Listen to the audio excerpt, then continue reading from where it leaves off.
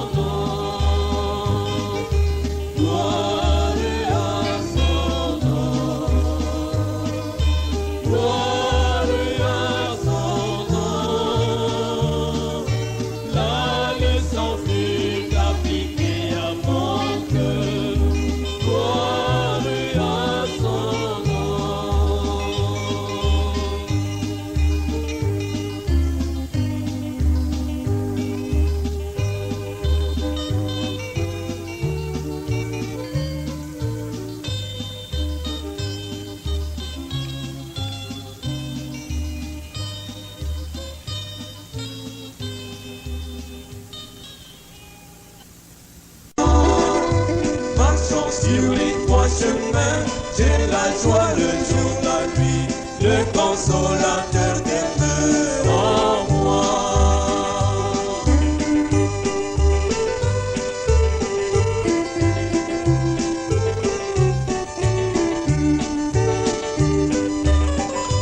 Je vivais dans le péché, n'ayant point de paix en moi, jusqu'au jour où je comprends Jésus mourut.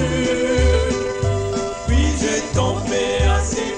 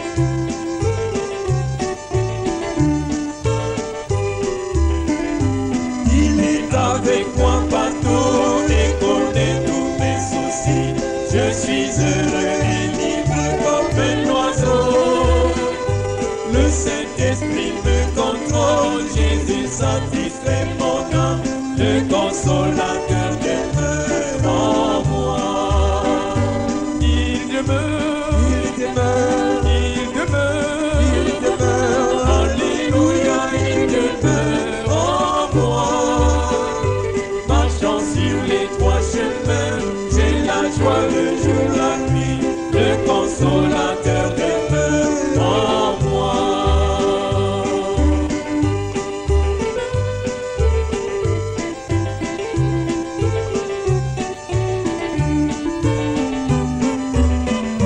Plus de désir pour le monde, ses plaisirs ont pris des ailes. Il y a longtemps je les ai abandonnés. Toute ma nuit changée en jour, mes fardeaux enlevés, le consolateur demeure en moi. Il demeure, il demeure, il demeure, il demeure, alléluia, il demeure en moi. Marchant sur les trois chemins, j'ai la joie le jour, la nuit, le consolateur demeure en moi. Il demeure, il demeure, il demeure, il demeure, alléluia, il demeure en moi. Marchant sur les trois chemins, j'ai la joie le jour, la nuit, le consolateur demeure en moi.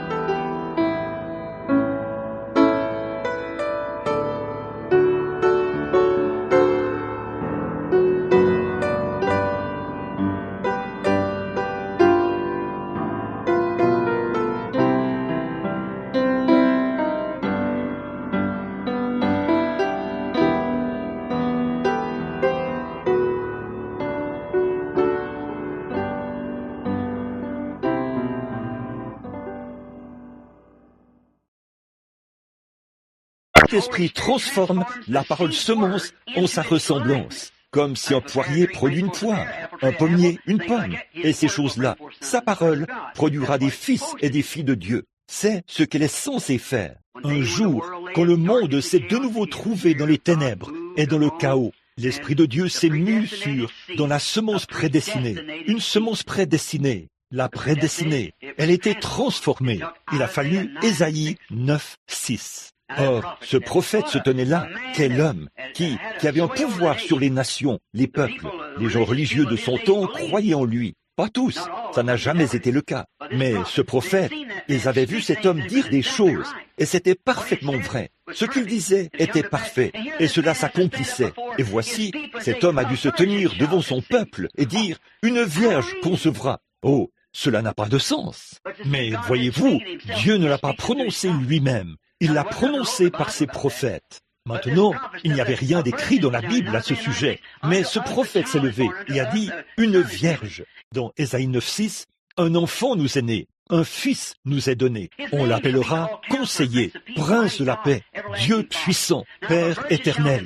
Maintenant, si une vierge concevra, cette parole était prononcée, ce qui était un germe. Le terrain devait être là pour le recevoir un jour. Il a cherché partout dans les pays. Il n'y en avait pas. Il a parcouru les pays. Il n'y en avait pas.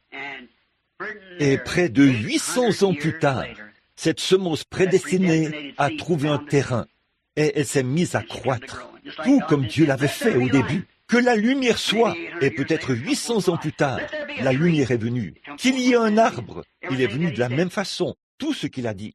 Voici une semence prédestinée donnant naissance à Emmanuel.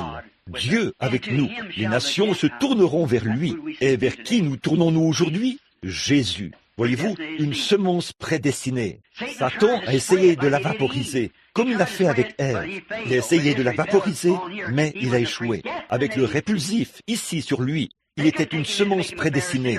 Il ne pouvait pas faire de lui un pharisien ou un sadducéen. Il ne pouvait pas l'amener à appartenir à une organisation. Il était la parole parlée, prédestinée de Dieu. Satan ne pouvait pas projeter son incrédulité sur lui. Il avait un répulsif sur lui. Dieu, vaporise-nous d'un répulsif. C'est ma prière. C'est juste. Alors l'Esprit a agi sur lui et l'a envoyé au calvaire, à la croix, pour apporter la lumière en ce jour-ci, et la lumière à toutes les semences prédestinées, à l'Église de ce jour-ci, transformant des fils et des filles de Dieu dans sa présence. Ne vous achoppez pas à ce mot, prédestination. Je vous en ai parlé, vous voyez. Je veux vous montrer, là, Éphésiens 1, 5. Vous voyez, tout comme vous étiez, écoutez, tout comme vous étiez dans votre Père, comme je l'ai dit l'autre soir, tout comme vous étiez dans votre Père au commencement. Si vous ne l'étiez pas, vous ne seriez pas ici. Mais voyez-vous, cela a dû tomber dans un terrain d'ensemencement, afin de vous engendrer. Et maintenant, vous êtes son fils, vous êtes sa fille. Voyez, c'est une semence. Et alors, si vous êtes un chrétien maintenant, une authentique semence prédestinée, vous étiez en Dieu avant qu'il y ait un... Vous avez toujours été en Dieu, le germe de votre vie, qui est un attribut de Dieu, lequel était sa pensée. Prenons par exemple cette jolie petite demoiselle assise ici. Voyez, Dieu a dit, en ce jour-là, il y aura une fille. Son nom sera une telle. Elle sera ceci, ainsi et ceci. Elle savait même qu'à cette heure-ci, elle serait assise et écoutait le message, vêtue d'une robe rouge. Voyez, c'était sa pensée, celui qui serait votre mari, et qui il est, et il allait vous réunir, et vous seriez assis ici, dans cette ville aujourd'hui même. Il n'y aurait aucun moyen pour vous de ne pas être là, voyez, parce que vous croissez. Dès lors que vous avez une semence à l'intérieur, en croissance, vous devez produire exactement ce que la semence a dit que vous feriez. C'est exact, c'est sa parole. Il tient sa parole, il veille sur elle. Vous étiez dans votre Père comme un germe, et vous avez émergé comme une fille. Vous, chacun de vous, frères et sœurs, vous avez émergé. Si vous n'aviez pas été dans votre Père, vous n'auriez pas été ici. Et si vous n'étiez pas en Dieu, si vous croyez le message de la Bible et le présent message du jour, une confirmation de celui-ci, la raison pour laquelle vous êtes assis ici, c'est parce que vous étiez prédestiné à être assis ici. Autrement, vous n'auriez pas été ici. Vous auriez été dans la rue, peut-être ivre, certains de vous, et certains d'entre vous seraient là, en train de sortir avec la femme d'un autre homme. Et vous, les femmes mariées, là, en train de sortir avec le mari d'une autre femme, ou quelque chose comme ça. Voyez, mais vous étiez prédestiné à être ici. Voyez, vous ne pouvez pas faire autrement. Vous avez un Père, il est Dieu, et vous étiez une semence. Et quand il en vient au point, il vous a maintenant amené où vous étiez en lui alors, en tant que pensée. Maintenant, vous êtes une personne qui peut être en communion avec lui. Voyez, tout comme vous étiez dans votre Père au commencement. Maintenant, vous êtes des fils et des filles, donc vous pouvez avoir une communion fraternelle avec vos parents. Nous sommes maintenant des fils et des filles de Dieu qui peuvent être en communion avec Dieu notre Père. Voyez, c'est simplement si beau. N'aimez-vous pas cela? Alors vous devenez comme lui. Et si nous étions des fils, alors vous êtes des attributs et vous étiez à son image au commencement. Souvenez-vous, si vous étiez en lui au commencement, quand Jésus, qui est Dieu, la parole faite chair, et qui a habité parmi nous, vous étiez donc en lui et supportiez les insultes qu'il a subies. Vous êtes allés au calvaire avec lui, en lui. Vous êtes morts en lui, vous avez ressuscité en lui. Et maintenant, vous êtes assis ensemble dans les lieux célestes en lui. Voyez, si je suis un Américain, je supporte toute la honte du pays. Je partage toute sa gloire. Tout ce qu'il a été, je le suis. Je suis un citoyen américain. J'ai débarqué à Plymouth Rock. Oui, monsieur. Oui, j'ai débarqué à Plymouth Rock. J'étais dans la pièce ce matin-là, quand ils ont signé la déclaration d'indépendance. Je l'ai signé avec eux. Je fais partie de son économie. J'ai signé la déclaration d'indépendance. C'est vrai, j'étais avec Washington à Valley Forge quand il a traversé la rivière. J'étais là ce matin-là. J'ai prié avec lui. J'y étais. Vous y étiez en tant qu'Américain. Si vous êtes un Américain, vous y étiez. Car tout ce que l'Amérique est, vous l'êtes.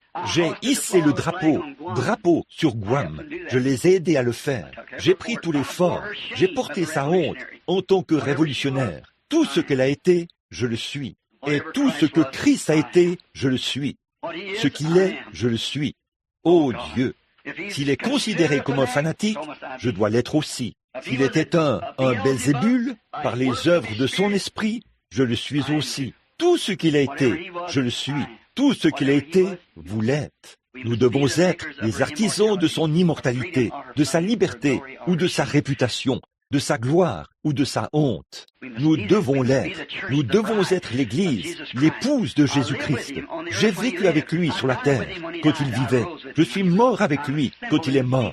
Je suis ressuscité avec lui quand il est ressuscité. Je suis maintenant réuni et assis avec lui dans les lieux célestes, parce que je suis une partie de lui. Où qu'il soit, j'y suis. Là où est mon serviteur, là aussi je serai. Maintenant, il peut être en communion avec nous et au travers de nous et faire reposer sa parole en nous, car nous sommes une partie de sa parole. Nous, s'il est la parole et que nous sommes une partie de lui, alors nous sommes une partie de la parole.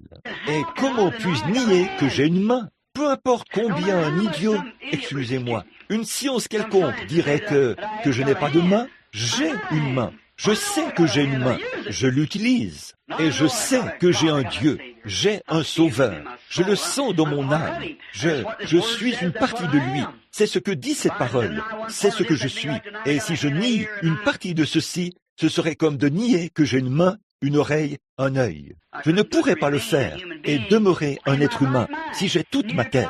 Je ne peux pas non plus nier une parole de Dieu et demeurer dans le véritable esprit de Dieu. Je dois prendre ce que dit la dénomination ou prendre ce que Dieu dit au sujet de la parole. Voyez, vous ne pouvez pas le faire.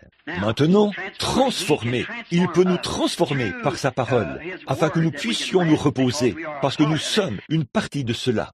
Maintenant, il y a beaucoup de choses, en parlant de ma naissance naturelle. Il y a beaucoup de choses dans ma naissance naturelle dont je ne peux pas me vanter. Je vous le dis, je n'ai rien de quoi me vanter. Ma mère était une pécheresse, pour commencer. Mon père était un pécheur, et ils viennent d'une bande de bandits et de tireurs, et la plupart d'entre eux sont morts de mort violente, des ivrognes et des contrebandiers, et tout, du Kentucky. Ma mère, de mère indienne, et je n'ai rien de quoi me vanter. Je ne peux pas me vanter de mon arbre généalogique. Mais gloire à Dieu, il y a une chose dont je peux me vanter, ma deuxième naissance, qui vient de Jésus-Christ. Je peux me vanter de ce parent que nous avons, car il est mon Père, il est mon Sauveur. Il est mon Rédempteur. Je peux me vanter de tout ce qu'il a fait pour moi, parce que maintenant je suis devenu son fils. Je ne suis plus un fils de Charles Branham, je suis un fils de Jésus-Christ. C'est vrai, je peux me vanter de ma naissance maintenant. Je ne peux pas me vanter de ma première naissance. Il n'y a rien, j'en ai honte. Mais je n'ai pas honte de ma deuxième naissance. Non, je n'ai pas honte de ma deuxième naissance. Comment l'a-t-il fait? Par le lavage d'eau, par la parole. C'est vrai, les croyants véritablement prédestinés s'en tiennent à la parole, et ils ne la pervertiront pas. Elle ne peut pas être pervertie. Oh, fils et filles de Dieu, pourquoi ne pouvons-nous pas avoir cette grande communion que nous devrions avoir avec tous les fils et filles de Dieu?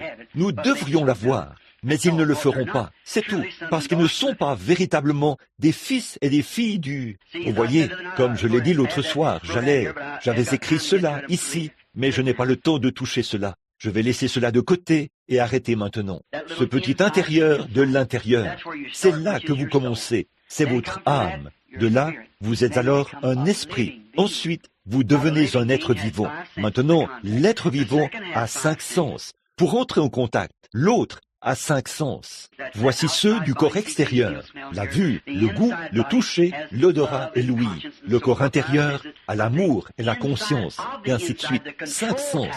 Mais l'intérieur de l'intérieur, la tour de contrôle, c'est soit Dieu, soit Satan. Et vous pouvez imiter n'importe laquelle de ces choses que vous pouvez contacter, comme un chrétien, ou bien vous pouvez chasser des démons comme un chrétien. Mais si la tour de contrôle intérieure, le début, l'origine, n'est pas de Dieu, cela ne retournera jamais à Dieu. Vous le comprenez? Judas n'a-t-il pas chassé des démons? Caïphe, celui qui l'a condamné et qui l'a mis à mort, n'a-t-il pas prophétisé? Mais il ne pouvait s'en tenir à la parole. Voyez, c'est vrai. Transformer de l'Église et du monde en fils et filles de Dieu. Remarquez ceci, en terminant maintenant. Maintenant, les fils de Dieu errant là-bas dans le monde, certains d'entre eux dans cette dénomination-ci, d'une dénomination à l'autre, comme des astres errants. Ils ne sont jamais stables, comme une feuille sur l'eau en automne. Nous avions l'habitude de voir ça, Léo, là-bas dans l'Est. Le vent soufflait sur les feuilles, et chaque petit coup de vent les faisait bouger de ce côté-ci vers ce côté-là. Mais Dieu veut que nous soyons stables. Ancrés en Jésus, les tempêtes de la vie, je braverai. Ancrés en Jésus, je ne craindrai ni vent ni vague. Voyez, quelle que soit la chose. Bon nombre d'entre vous se souviennent de la cloche d'Inchcape quand vous étiez à l'école, garçons et filles à l'école. Les corps d'Abraham et de Sarah ont été transformés pour remplir les conditions de la parole promise. Vous voyez, ils étaient vieux. Abraham avait reçu la promesse, et Sarah, quand il avait 75 ans, elle, 65. Elle était ménopausée. Il vivait avec elle depuis qu'elle était une jeune fille. C'était sa demi-sœur. Et pour accomplir cette promesse, leurs deux corps ont été transformés d'un vieil homme et d'une vieille femme en un jeune homme et une jeune femme, pour accomplir la promesse du jour. Gloire à Dieu, je me sens tellement bien comme ça, voyez. Peu m'importe ce que j'étais, peu m'importe comment je suis venu ici, nous pouvons être transformés pour accomplir la promesse de ce jour-ci, quand nous pouvons demeurer ensemble, dans l'unité et la douceur du Saint-Esprit, et vivre comme des frères et sœurs. Enoch, tout son corps a été transformé pour accomplir un type en Dieu, et il était emporté au ciel sans même voir la mort. Enoch l'a été. Ça a été pareil pour Élie. Le corps de Jésus a été transformé d'un corps mort, froid, déchiré, battu, jusqu'à ce que ses meurtrissures, ses côtes de son dos paraissent. Et son cœur a été transpercé par une lance, probablement large comme ça, qui a traversé son cœur. Et du sang et de l'eau sont sortis. Même l'humidité de son corps l'avait quitté. Et le sang coulait le long de la lance et de ses pieds et dégoulinait sur le sol. Et il était tellement mort que la lune et les étoiles ont dit qu'il était mort. La terre a dit qu'il était mort. Elle a eu un effondrement nerveux. Les rochers sont sortis de la terre et tout disait qu'il était mort.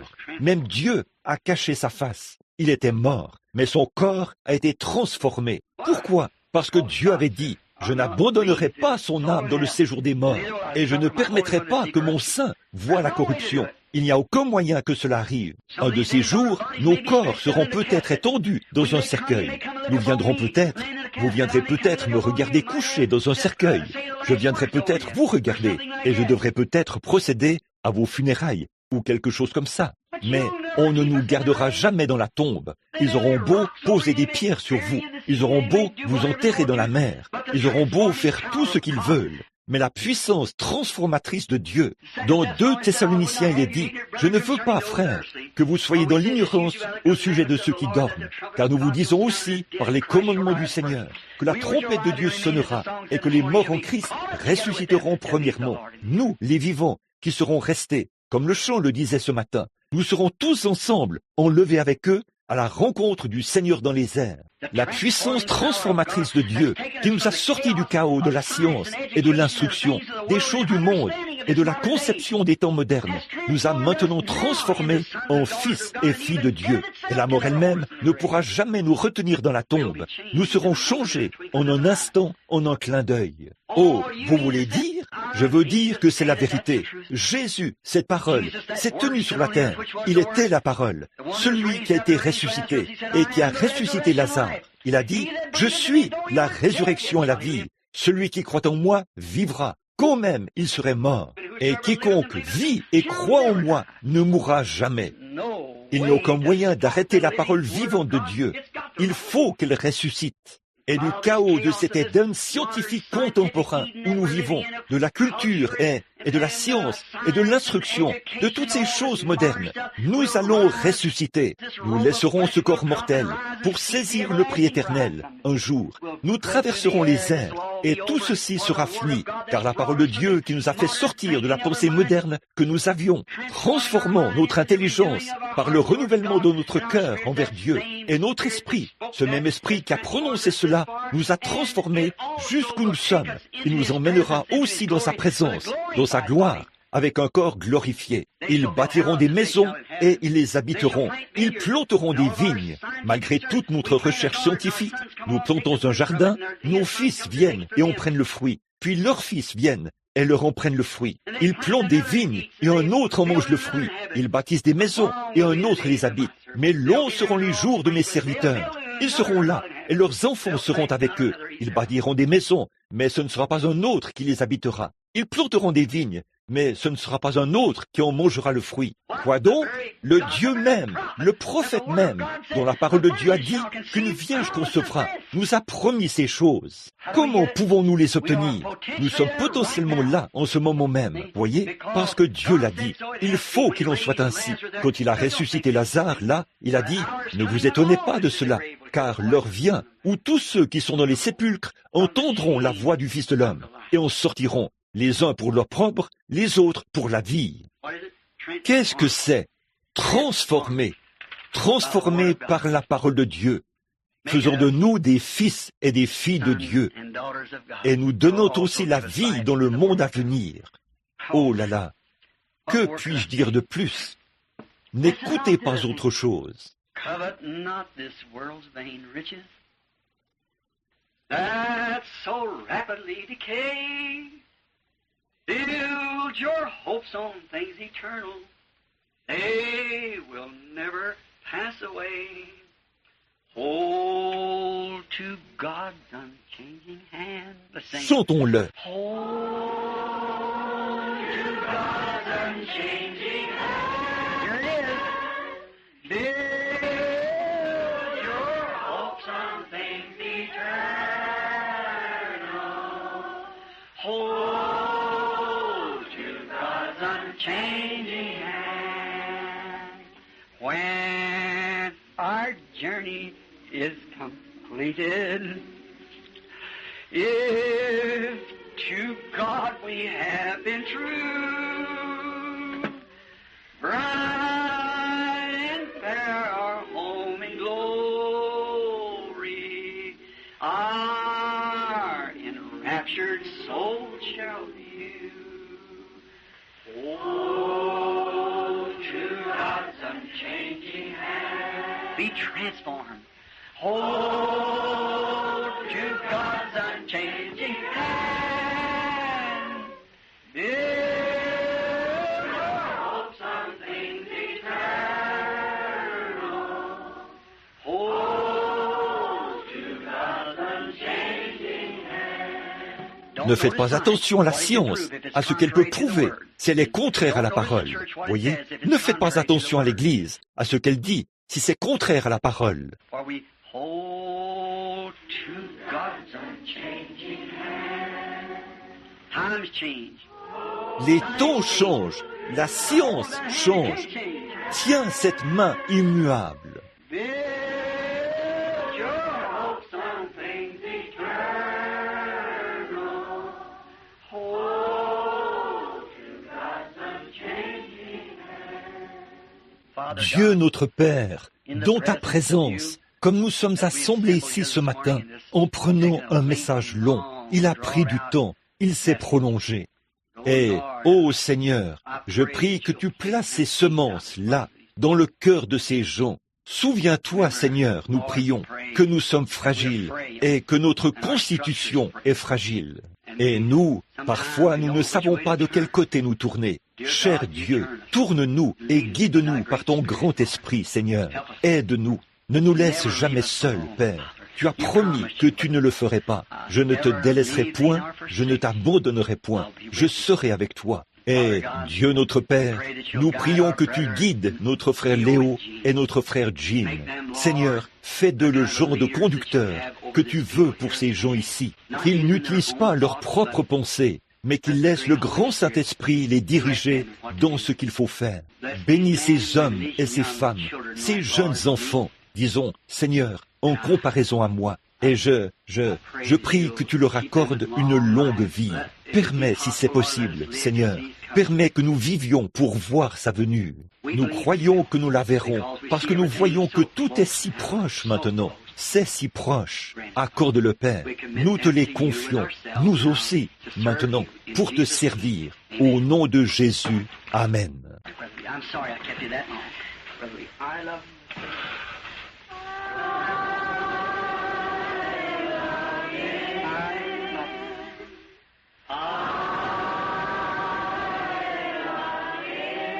First love me.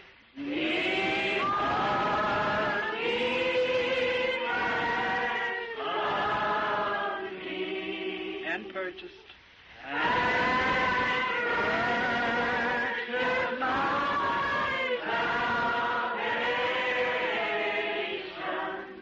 Je suis désolé de vous avoir retenu si longtemps. Frère Léo. Enflammé, Seigneur Jésus, enflammé, Seigneur Jésus, enflammé, enflammé, c'est vrai, enflammé, Seigneur Jésus, enflammé, Seigneur Jésus, enflammé, enflammé ma vie.